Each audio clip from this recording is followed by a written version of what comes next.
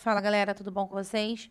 Então, hoje vamos falar sobre a unidade 1 do livro 2 e que vai começar falando sobre o reino plantae.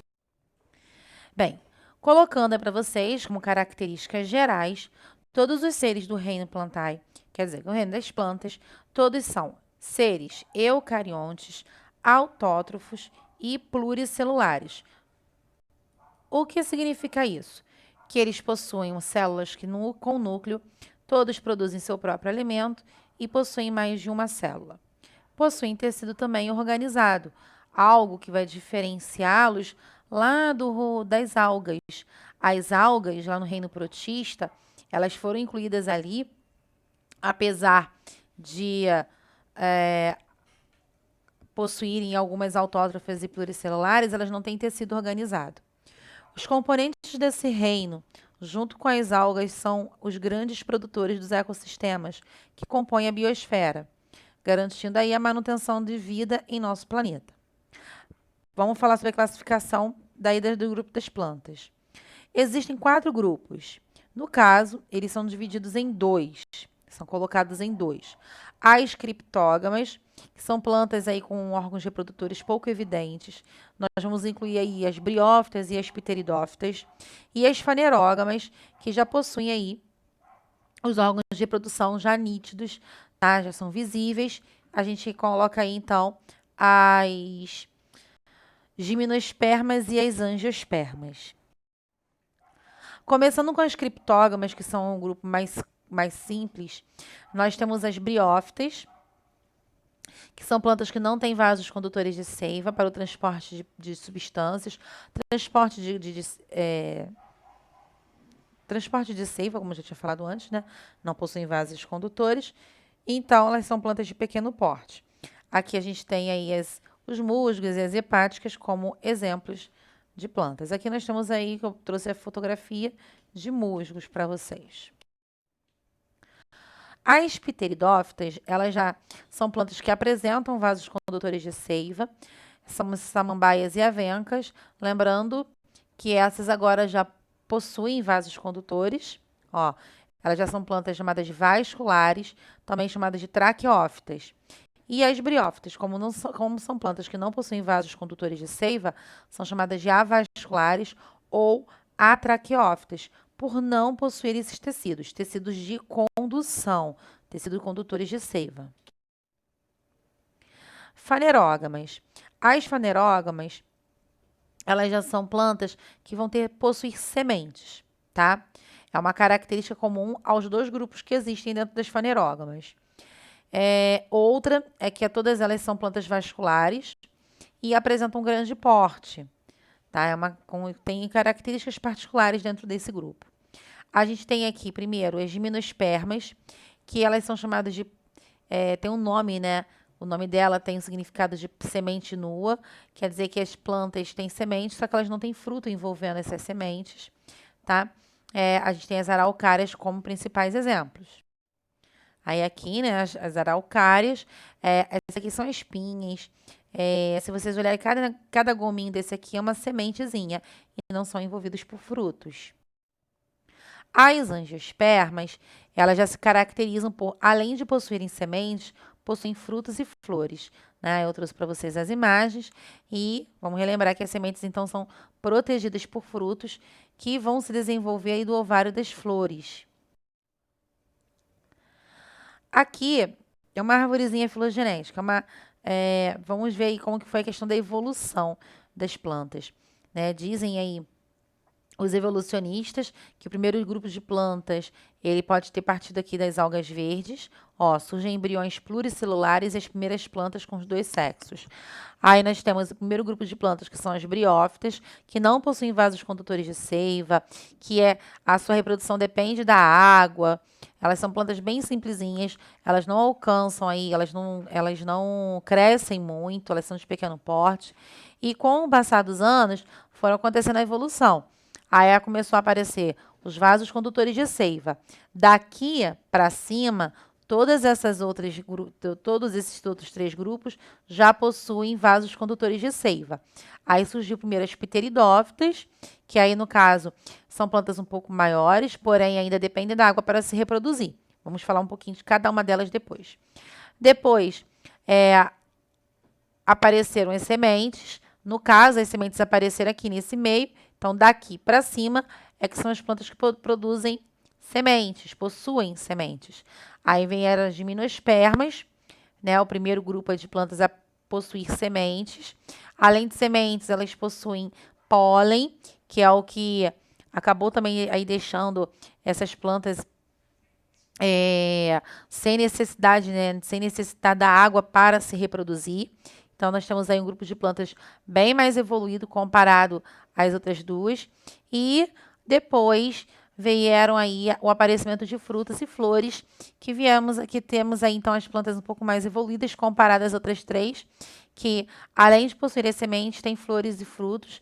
Isso aí deixou as plantas completamente independentes da água para se reproduzir. As plantas, elas, no caso, elas podem se reproduzir por alternância de gerações, tá? A primeira fase que a gente vai falar aqui é da assexuada. O que essa fase é assexuada? Vamos lembrar? É aquela fase onde não tem troca de material genético. Então, os indivíduos diploides, quer dizer que tem um número total de cromossomos, algumas células podem sofrer meiose. Quando ela sofre meiose, significa que ela vai dar origem a células, tá? Com a metade dos números de cromossomos. Então, vai acontecer aí originar esporos, que são haploides. No caso, os indivíduos diploides, por produzirem esporos, vão ser chamados de esporófitos. Vocês vão entender melhor quando eu for explicar a reprodução de cada um dos grupos das plantas. Hoje, veremos somente das briófitas e pteridófitas. Esses são liberados e, ao se fixarem em um local adequado, vão dar origem a indivíduos que são haploides, que têm metade dos cromossomos comparado ao início, aos primeiros. Algumas células desses indivíduos haploides vão se diferenciar em gametas, vão transformar-se em gametas. Os gametas, gente, isso aí no caso de todos os seres vivos, possuem apenas a metade dos cromossomos, ok? A fase sexuada, que é a fase onde vai acontecer a união daqueles gametas, o que vai acontecer? Ó? Os indivíduos que são haploides, que possuem apenas metade dos cromossomos, por produzirem gametas, são denominados gametófitos. Então, prestem atenção nesses nomes.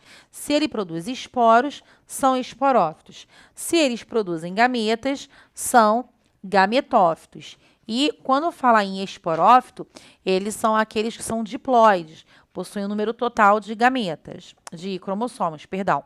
Se eu falar em um indivíduo que é gametófito, ele tem metade, porque ele vai produzir gametas. Gameta, obrigatoriamente, tem que ter metade dos cromossomos, tá? Aí vem lá, um gameta feminino pode ser fecundado por um gameta masculino, que vai dar origem a um zigoto. Esse zigoto, ele vai ser diploide, vai ter um número total de cromossomos. Por que ele vai ter um número total de cromossomos? Porque ele foi a união do gameta feminino com o gameta masculino. Somou aquele N mais N, deu origem, então, ao 2N. Que por várias mitoses, várias divisões celulares, vai dar origem a um indivíduo diploide, reiniciando o ciclo.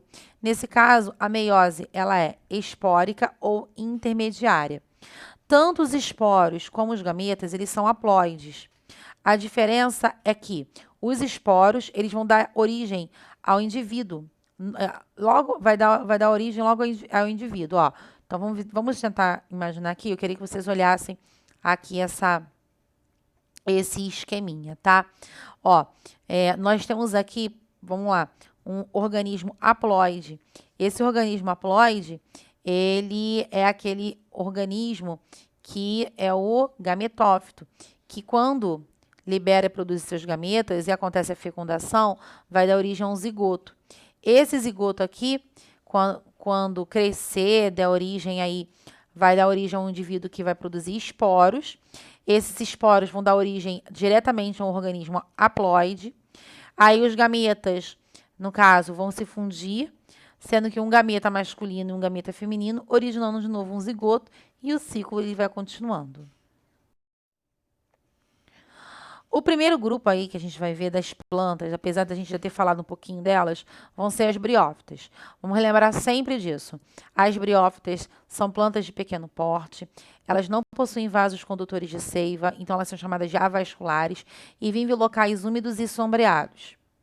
Nós temos aí as hepáticas, musgos e antóceros como exemplos das briófitas. Na página 389 existe ali as imagens desses tipos de plantas, ok?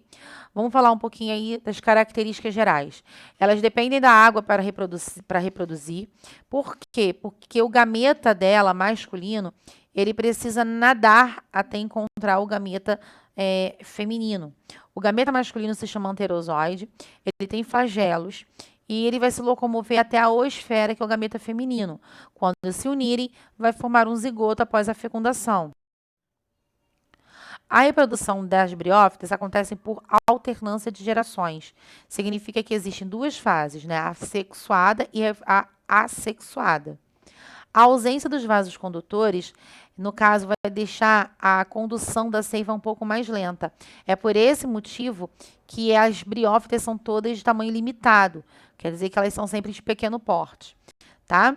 A passagem de seiva, ela é muito mais lenta. E as briófitas também, eu quero que vocês prestem atenção nesse último ponto.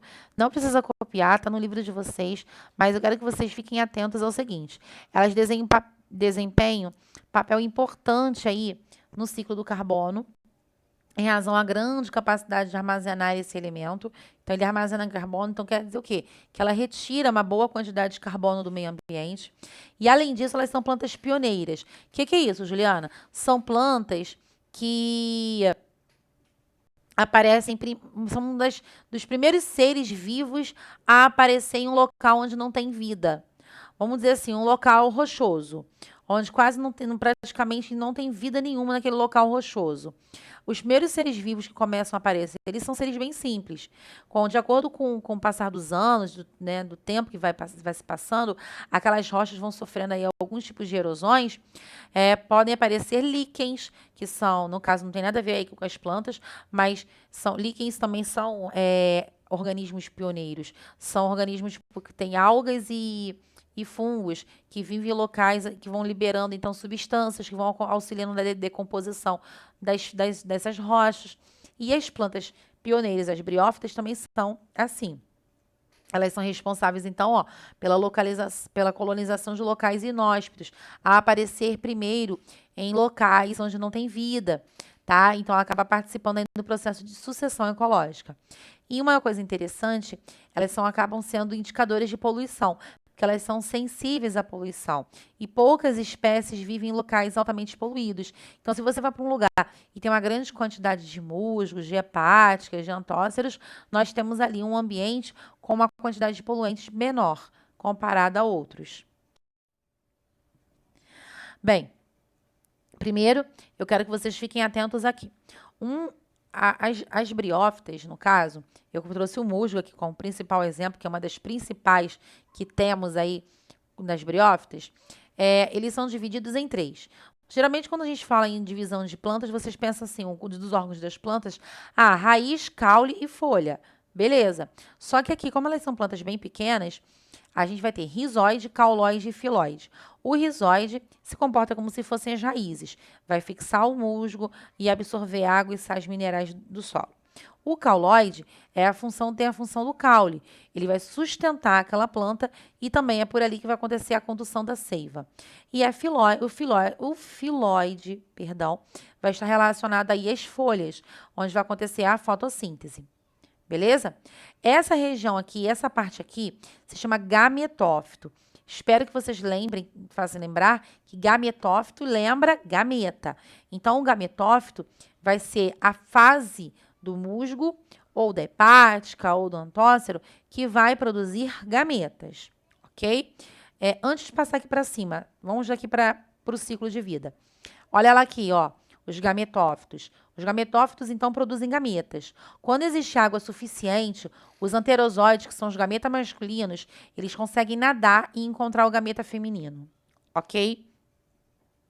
Lá dentro, aqui, ó, dentro do arquegônio, que é a parte aqui da parte do musgo, vai aqui entrar, vai acontecer a fecundação, ok? E dali vai nascer aí essa segunda parte aqui, que a gente chama de esporófito. O esporófito, ele possui uma cápsulazinha onde vai ter a produção de esporos. Então, vamos lá, ó. Gametófito produz gametas, esporófito produz esporos. Então, olha só. Depois aqui, ó, o zigoto. O que é o zigoto? Aquela célula que resulta da união do gameta masculino com o feminino, né? Ele vai estar dentro da cápsula, no topo da haste, e o esporanjo aí vai contendo milhares ali de esporos. Os esporanjos, eles vão se romper, vão liberar os esporos no ar, e aí o processo vai recomeçar tudo de novo.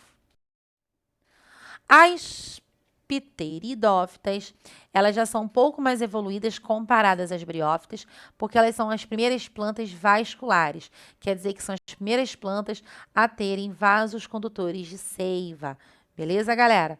Então, vamos lá. A sua fase predominante aí é o esporófito. O que é a fase predominante, Juliana? É a fase em que ela fica a maior parte do tempo da sua vida. Ah, falando nisso, deixa eu aproveitar o assunto e falar das briófitas. A fase dominante das briófitas são os gametófitos. Elas passam a maior parte da vida como gametófito. Já que as pteridófitas, elas vão passar a maior parte da vida dela como esporófito. E vamos lá. Ela é constituída por um caule, raiz e folhas. Geralmente são compostas. Essas folhas são compostas, são feitas de duas formas. Eu vou mostrar para vocês o que seria uma folha composta, tá? E apresentam aí dois tipos de tecidos condutores de seiva. O xilema, que vai conduzir a seiva bruta, que é feita de água e sais minerais, que vai levar essa água e sais minerais das raízes até as folhas.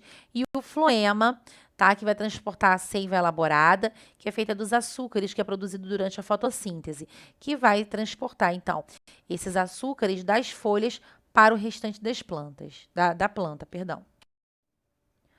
Os vasos condutores da seiva, então, eles acabaram permitindo que elas atingissem um tamanho um pouco maior comparado às briófitas. Entretanto, o seu sistema reprodutivo ainda é simples e ainda depende da água para isso. As plantas do filo pteridófitas, elas têm como representantes as samambaias e as avencas. O corpo da planta, ele possui raízes, caules e folhas, porém não possuem flores, frutos e sementes. Na maioria desses tipos de plantas, o caule ele é subterrâneo e é chamado de rizoma, tá? Em alguns casos de pteridófitas que são árvores, eles conseguem tirar aí o xaxim, que é um tipo de caule aéreo, que foi usado muito usado aí para fazer como se fossem vasos de plantas, porém hoje esse tipo de xaxim feito desse tipo da pteridófita é proibido aí por lei. Ainda existem nas pteridófitas a dependência da água para se reproduzir, né, para acontecer a fecundação. Isso significa, então, que ainda existe um gameta masculino chamado anterozoide, que precisa do líquido aí de água para chegar até o gameta feminino, que é a oosfera. E também a reprodução vai acontecer por alternância de gerações, ok? Só que vamos lembrar que a fase duradoura dela é o esporófito. Aqui, só para vocês observarem, uma samambaia, na época de reprodução, ela fica cheia desses pontinhos marrons aqui embaixo. Esses pontinhos se chamam soros, tá? Então, olha só, essa fase aqui, ó, que é a fase da samambaia adulta, que é a que nós conhecemos, tá? É a fase do esporófito. Por que esporófito? Porque é ela que vai produzir os esporos. Essas bolinhas aqui embaixo, então, vai fazer o quê? Vão liberar os esporos vão cair num solo úmido, né? Tem que ter água nesse solo. E aí vai nascer desses esporos plantinhas com o formato de um coração. O nome dessa plantinha chama prótalo, tá? E esse prótalozinho aqui, ele vai ser o gametófito e é hermafrodita. É aqui mesmo, se ele estiver debaixo da água, vai acontecer do anterozoide nadar e encontrar a oosfera. Quando acontecer, então, a fecundação, vai nascer aqui, começar a nascer, então, um novo esporófito, então, uma nova samambaia e recomeçar o ciclo. Eu trouxe para vocês um esqueminha um pouco mais simples, né? Para falar a verdade, bem mais simples, comparado na página 386. Eu acho que fica o melhor entendimento. Agora, por favor, vamos fazer os exercícios dessas páginas, das páginas indicadas. Um beijo e fiquem com Deus.